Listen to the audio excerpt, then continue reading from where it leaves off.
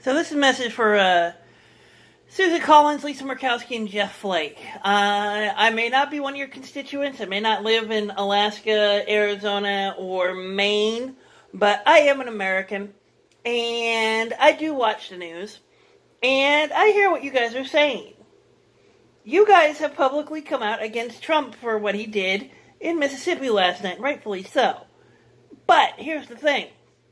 Unless you actually vote down Kavanaugh, come whenever the hell it is, come vote time, your words don't mean jack. Now, this goes especially for Jeff Flake. Now, Mr. Flake, you have come out multiple times against Trump, yet your voting record in the Senate has shown that you stand by his policies. You stand by pretty much everything he's done, this administration has done. You know, the only time you condone Trump is when a camera's in your face. Other than that, you vote alongside him. You vote party over country, pretty much ever since Trump got into office. You know, you voted for that tax deal that Trump had approved. You voted for that tax cut for the rich that the Republicans pushed through. You voted for every despicable thing the Trump administration has done.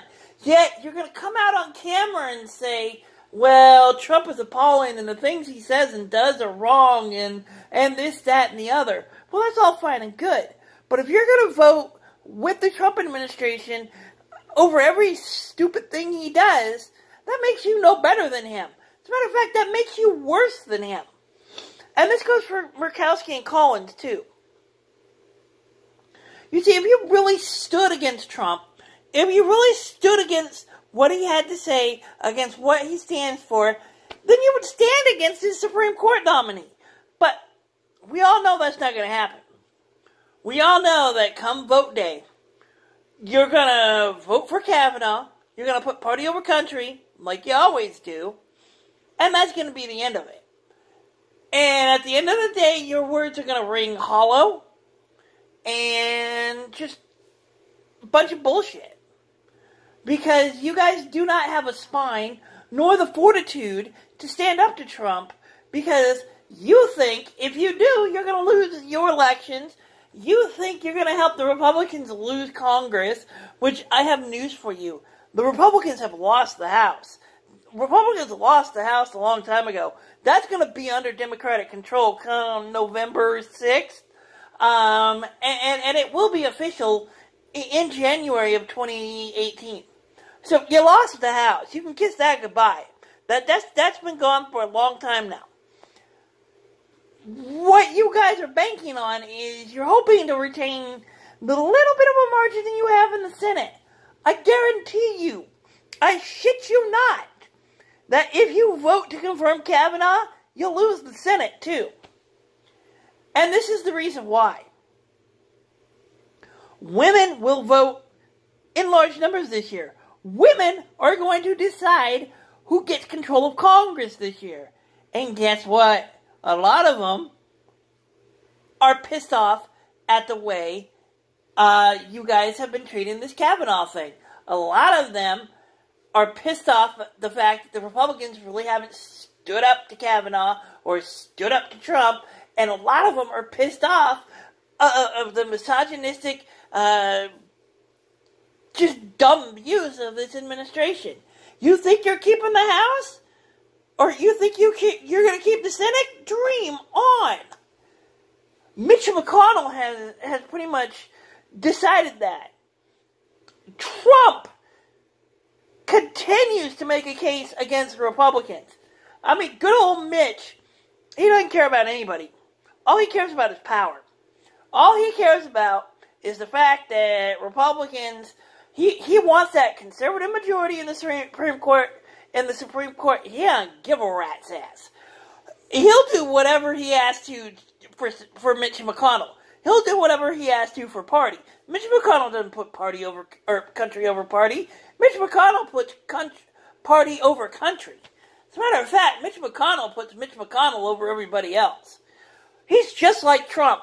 The problem with Mitch McConnell is, unlike Trump, Mitch McConnell actually knows what he's doing, which makes Mitch McConnell that much more of a threat.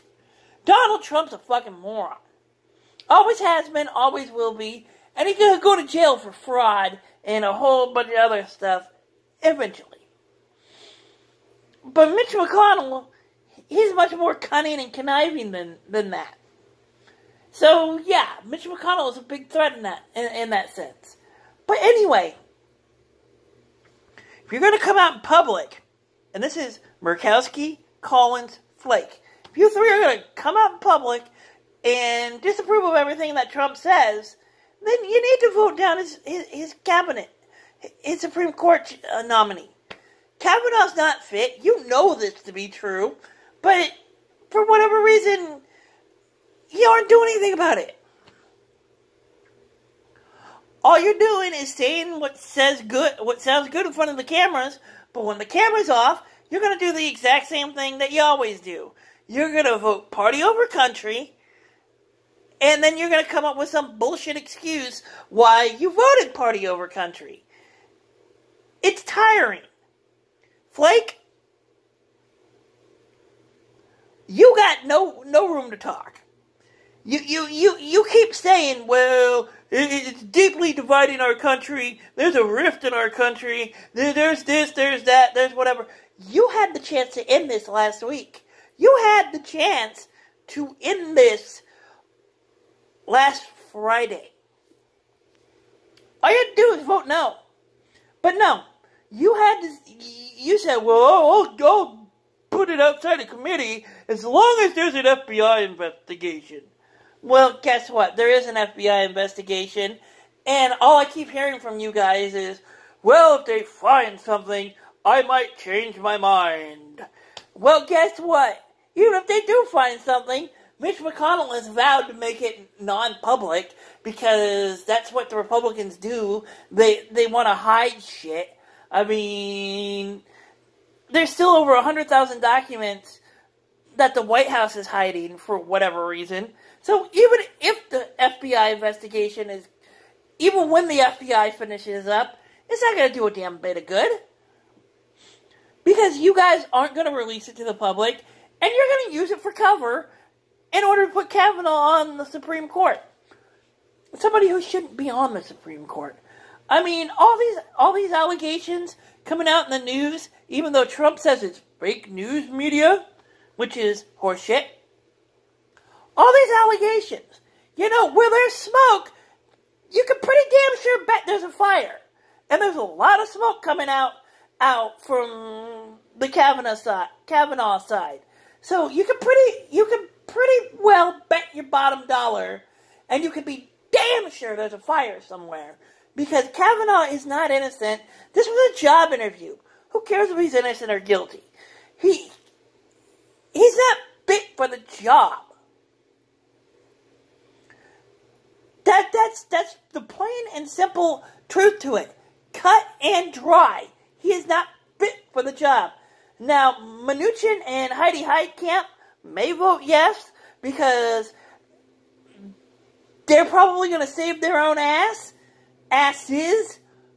But I've seen this episode before. This is the episode where we all get in front of a camera and y'all denounce Trump and y'all say all the things you're saying right now, but at the end of the day, you vote for whatever it is he wants you to vote for. So, come vote time, prove me wrong. Prove me wrong. When it comes time to vote no for Kavanaugh.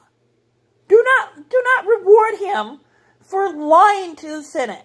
And he did lie to the Senate. Do not reward him for doing what he did. Don't do it. Because if you do, your words will ring hollow, they will ring unjust, and you're just going to get yourself voted out of office. And Flake, it won't go well for your presidential bid come 2020 if you run.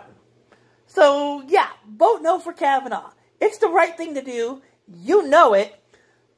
Put country over party for once. Try that. See how that works out. Instead of putting party over country, put country over party. It might work out well for you.